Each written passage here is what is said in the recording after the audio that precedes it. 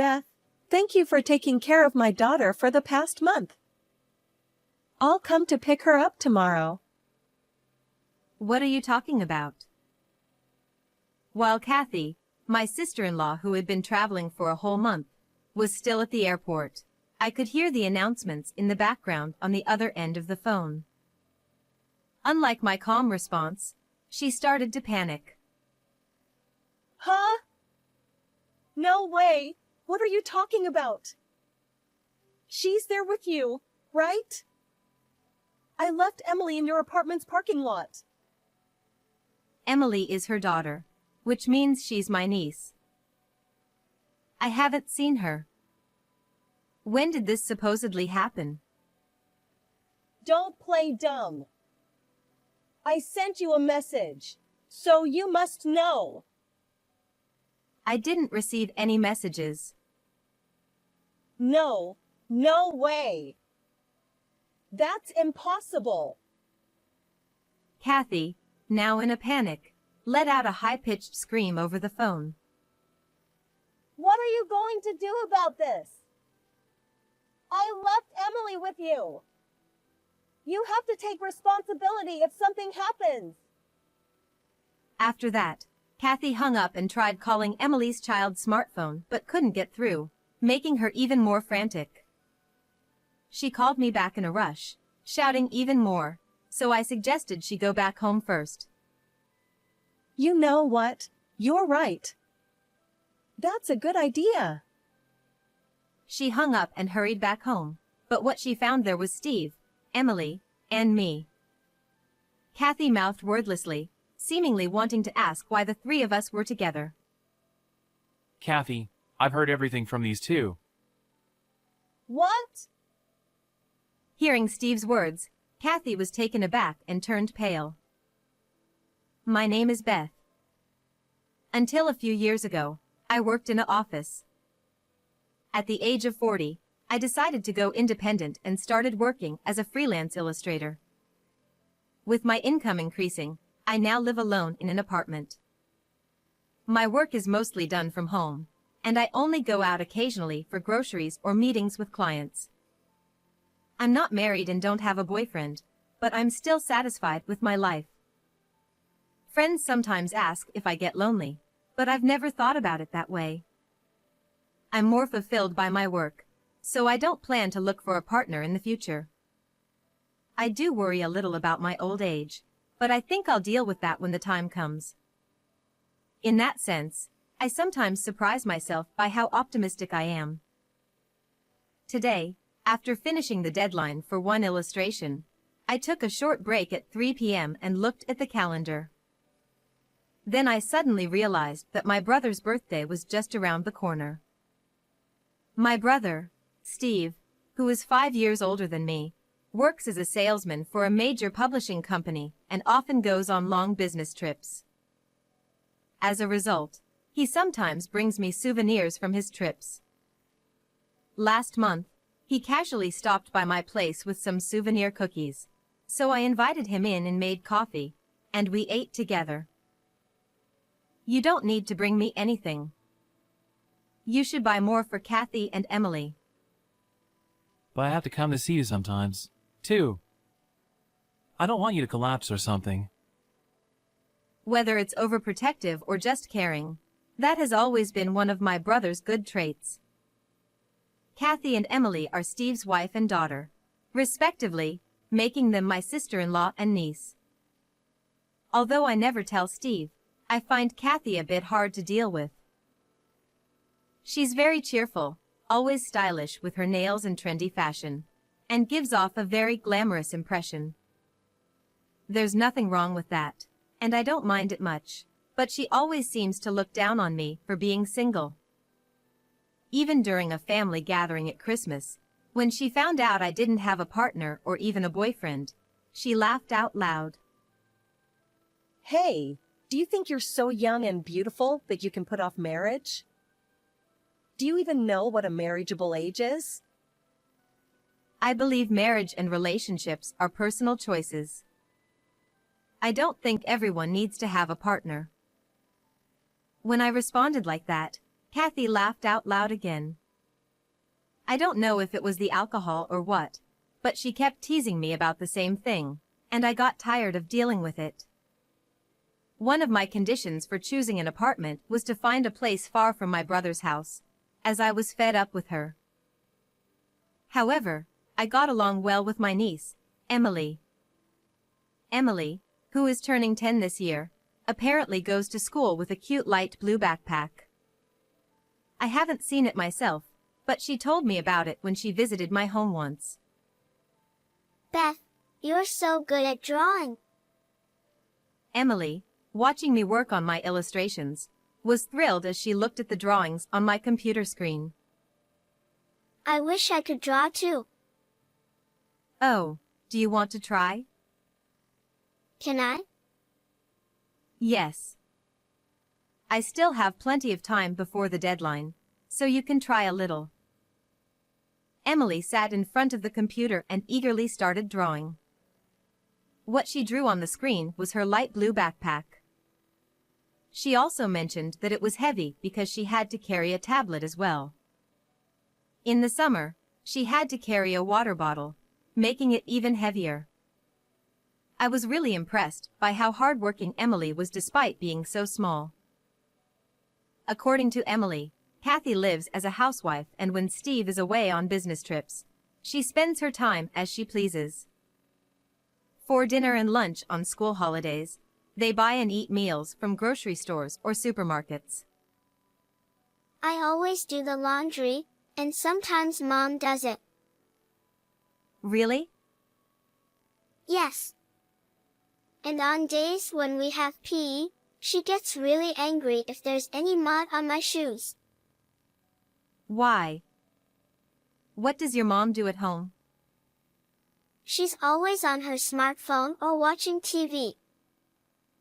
To avoid upsetting her mother, Emily stays in her room or goes to the park or library. Hearing this, I feel concerned about Kathy as a parent, but I hesitate to interfere as an outsider.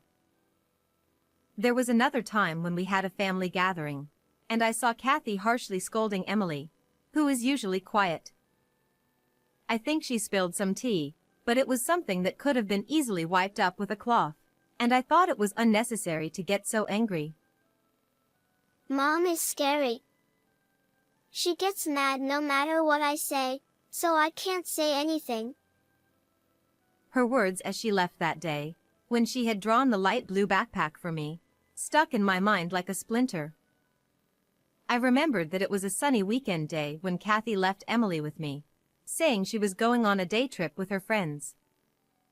I never imagined that a few days later, I would receive a similar message on my smartphone. It was around the time when the leaves in the nearby park had fully turned red, and the cold made me long for the sunlight. As I was returning to my apartment after running some errands, I saw a small figure standing alone next to the parking lot. She was wearing a light blue backpack and had a mask covering half her face, but I recognized her immediately. Emily? When I called out, her anxious eyes looked at me. It was indeed Emily. What are you doing here alone? And with all that luggage? A small carry-on suitcase was sitting beside her, making it look like she had run away from home. Mom told me to go to your house. Seeing the question marks forming above my head, Emily pointed to my bag and said, "On your phone." Maybe there was a message on my smartphone.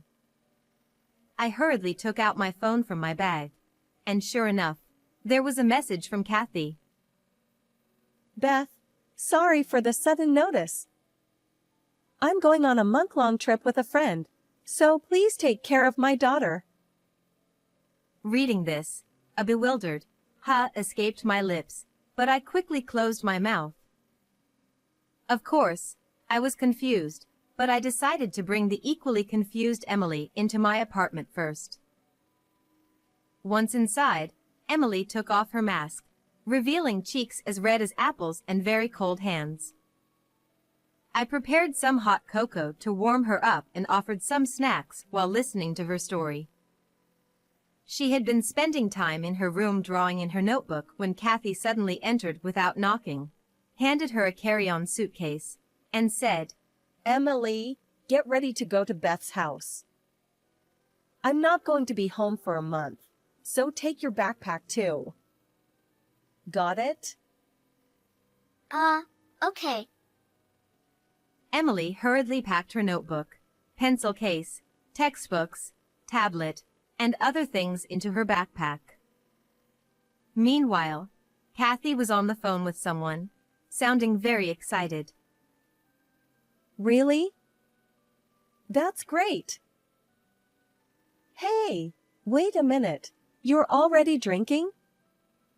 That's too early. Her cheerful voice echoed through the house, sounding very different from her usual self. Emily covered her ears as she heard her mother's laughter from downstairs. After the call ended, Kathy returned to her usual voice, put Emily and her luggage into the car, and left her at that place. When Emily got out of the car, Kathy said, I'm leaving you with Beth for a month, so be good. And told her to wait there. Emily had been waiting for me under the cold sky. Thinking about how she could catch a cold, I felt a surge of anger. But does my brother, I mean, your father, know about this? I don't think so. Mom doesn't seem to communicate with Dad much, she said while munching on chocolate cookies. Seeing crumbs on her cheeks, I thought it was cute, but also felt it was wrong not to inform my brother about the situation, so I decided to call him later. Beth, I don't want to stay with Mom anymore, Emily suddenly said while staring at the edge of her juice cup. She had a troubled expression that was unusual for a 10-year-old girl, who had been happily eating cookies just moments ago. Why? Because Mom gets angry easily, throws trash cans at me, and I hate it. She throws trash cans? Even when I haven't done anything wrong. She tells me to get out of the way and throws things at me. The teachers at school don't believe me when I tell them, and I hate it. Large tears started falling from her eyes. She continued crying uncontrollably, and I spent the time soothing her and offering tissues until she calmed down. It was clear that what was happening to her was not normal. I decided to call Steve and see if he could come back. I stepped away and operated my smartphone out of Emily's sight, planning how to explain the situation to my brother. An idea came to me. All right, this should work. I whispered and called my brother. What? Emily is. Yeah. What's going on? He sounded quite shaken, his voice trembling slightly as he listened to my explanation. At first, he tried to dismiss it as a joke, but he eventually believed me and listened to the whole story. When I shared my plan, Steve agreed and said he would help by adjusting his work schedule and taking time off. Okay, please. I'll take care of Emily. I hung up the phone, deleted the message from Kathy, and returned to the living room, wondering if Emily had calmed down. I decided to treat her to something nice for dinner tonight, thinking about what to make as I took one step at a time back to her. Although Emily's school is a bit far from here, I explained the situation to the school, and they arranged for her to take the bus. This should make it easier for her to carry her heavy backpack with the tablet. I planned to bill Steve later for the bus pass, and I continued working from home as usual during the day. Emily wasn't enrolled in any after-school activities or programs, so she would come home after school and do her homework. Beth, can you check my homework? I was surprised, thinking that the teacher would normally do that, but Emily explained it wasn't the case. My classmates all have their moms check it. I did mine by myself. Realizing just how self-centered Kathy was, I picked up the red pen. After finishing grading her worksheets, it was time to prepare dinner. Whenever I went into the kitchen, Emily would follow me, eagerly indicating with her eyes that she wanted to help. Tonight we're making meatloaf. Could you start by peeling the onions? Sure. Emily quickly peeled the onions and followed my cooking instructions efficiently. I wondered where she had learned to cook but didn't have time to ask as we quickly finished making the meal. As these daily routines continued happily, a month passed in no time. Anticipating it was about time, I looked at the calendar, and sure enough, my smartphone rang with a call from Kathy. Beth, thank you for taking care of my daughter for this past month. I'll pick her up tomorrow. What are you talking about?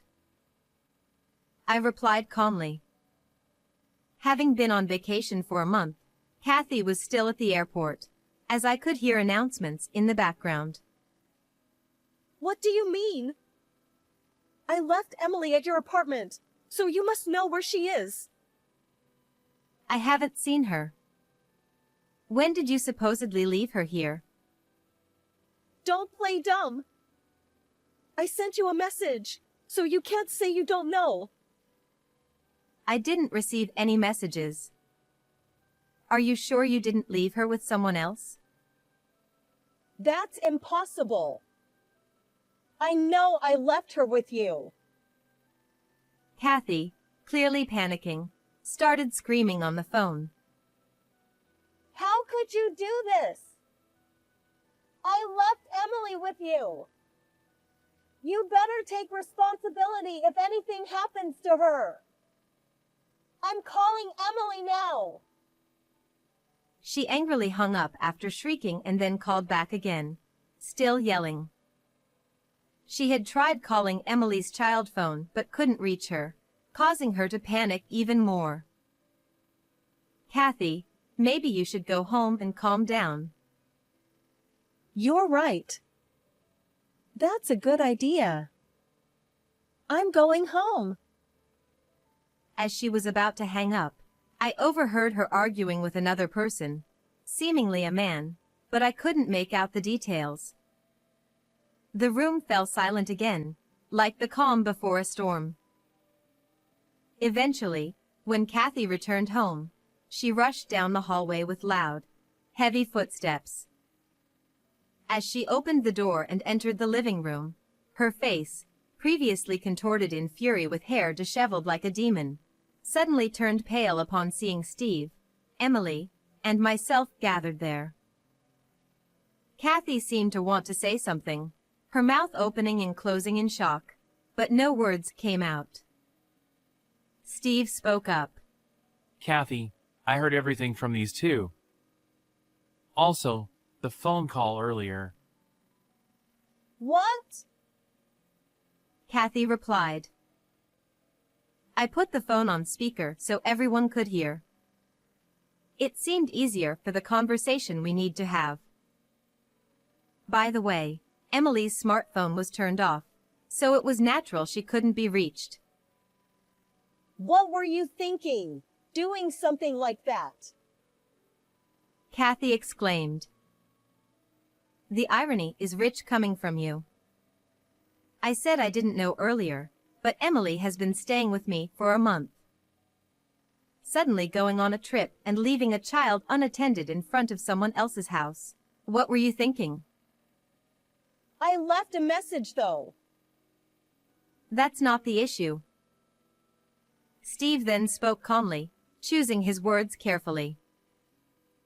Both of you, calm down. Kathy, it's true you went on a trip leaving Emily behind. Your appearance and luggage suggest you just got back. Kathy was wrapped in a warm coat, dressed neatly as if for going out.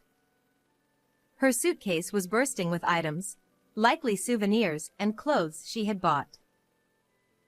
It's true I went on a trip, but I'm a housewife too, you know?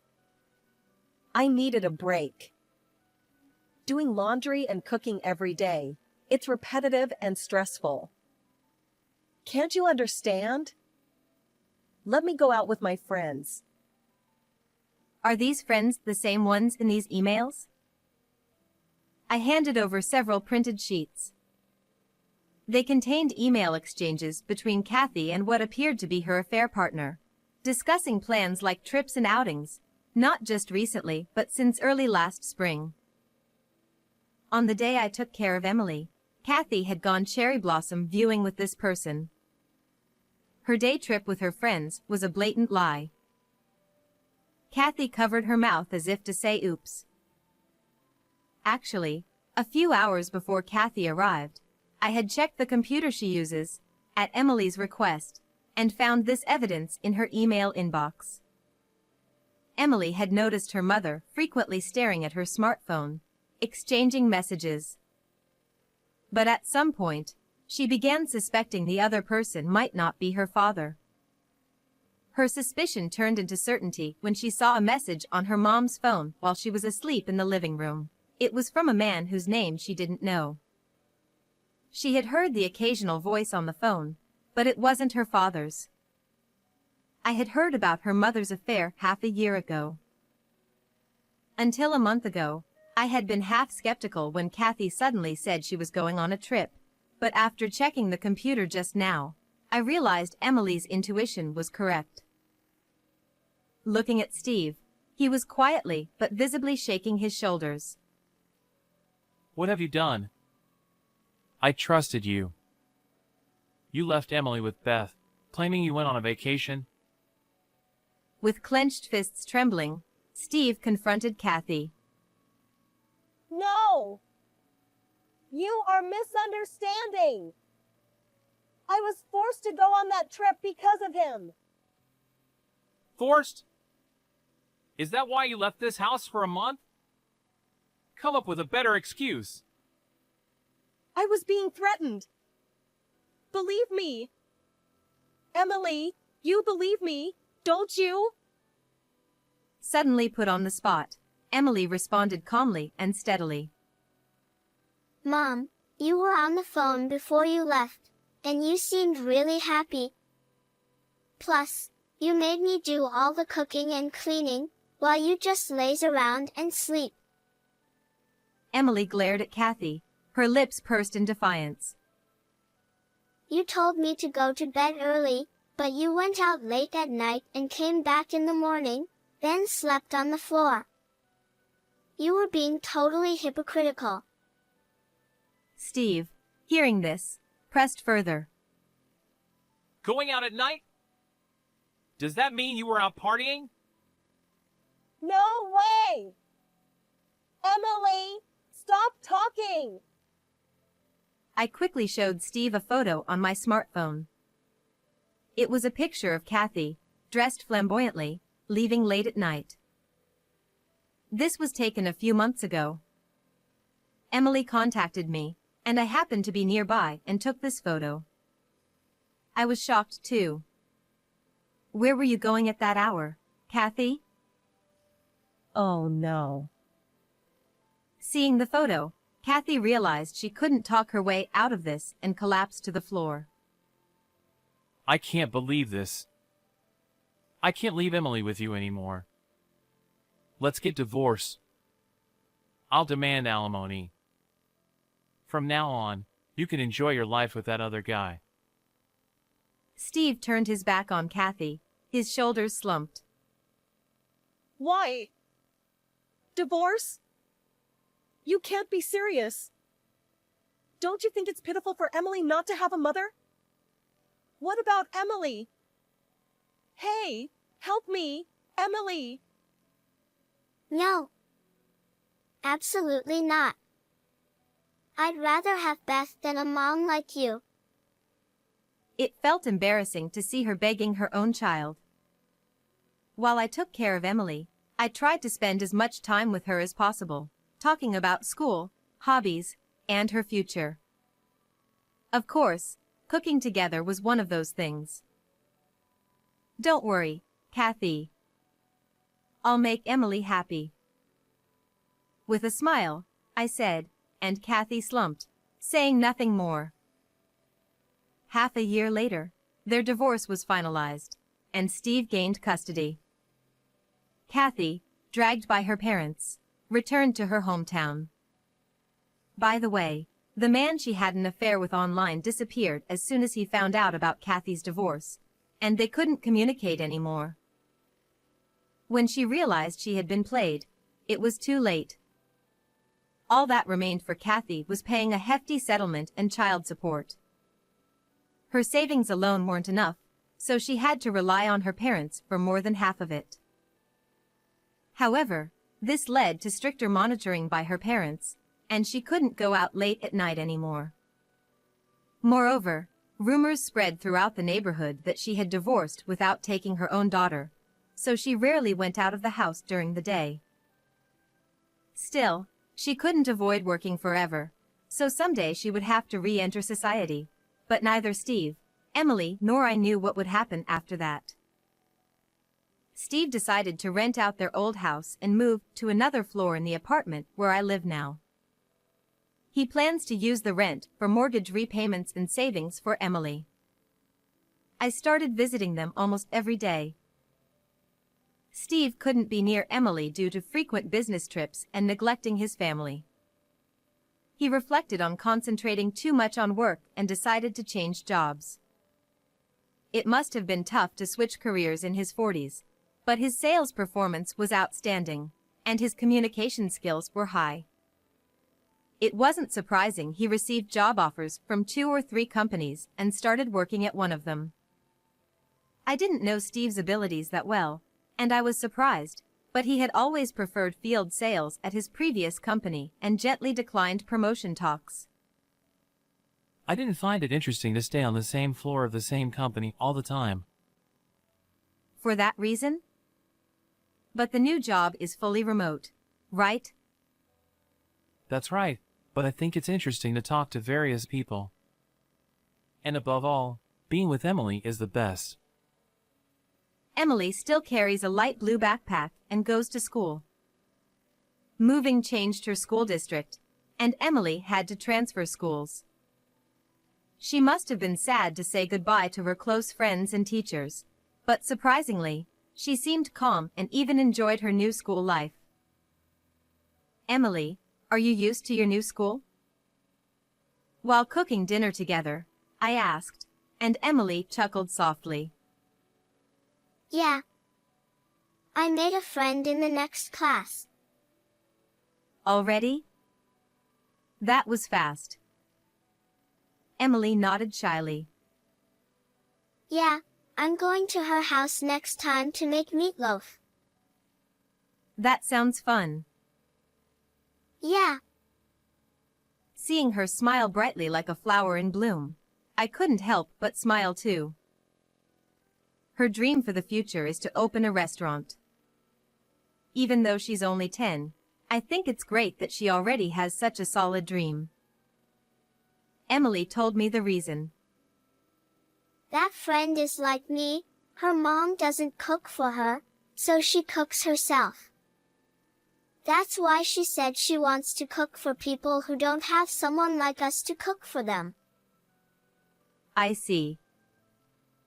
I want to be like that too. So we're practicing making meatloaf.